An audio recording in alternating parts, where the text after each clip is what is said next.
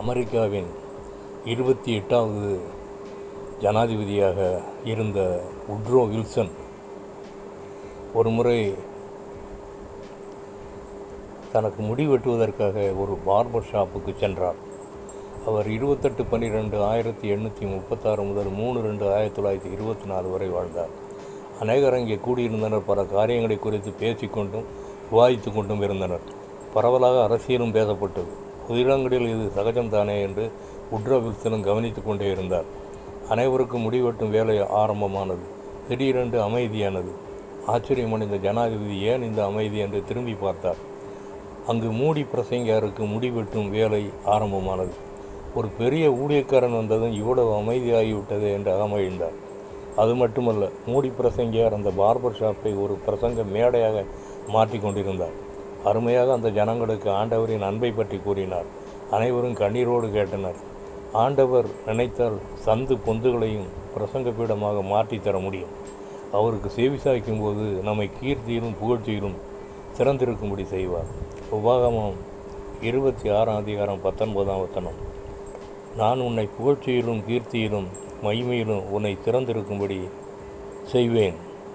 Deuteronomy 26:19 God will set you in praise, fame and honor.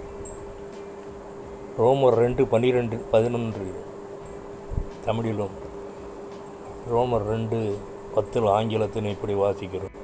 எவன் நன்மை செய்கிறானோ அவனுக்கு மகிமையும் கனமும் சமாதானமும் உண்டாகும். But calm, honor and peace to everyone that worketh good. One song. மகிமையும் தேவ ஆவிதாமே மன்னான நமக்குள் வாழ்கின்றார். மகிமையும் தேவ ஆவிதாமே மன்னான நமக்குள் வாழ்கின்றார். ஆதி சீக்கிரத்தில் நீங்கிவிடும் இந்த லேசான உபத்திரவம். ஆதி சீக்கிரத்தில் நீங்கிவிடும் இந்த லேசான உபத்திரவம். சோர்ந்து போகாதே நீ, சோர்ந்து போகாதே, சோர்ந்து போகாதே நீ, சோர்ந்து போகாதே. ஆதி சீக்கிரத்தில் நீங்கிவிடும் இந்த லேசான உபத்திரவம். ஜெபம். எங்களை நேசிக்கிற நல்ல பிதாவே, என்னையும் அப்படிப்பட்ட மனிதனாக மாற்ற வேண்டும் என்று ஏகோ சோமேசிய நாமத்தில் கெஞ்சி மன்றாடுகிறேன். பரிசுத்த பிதாவே, ஆமென்.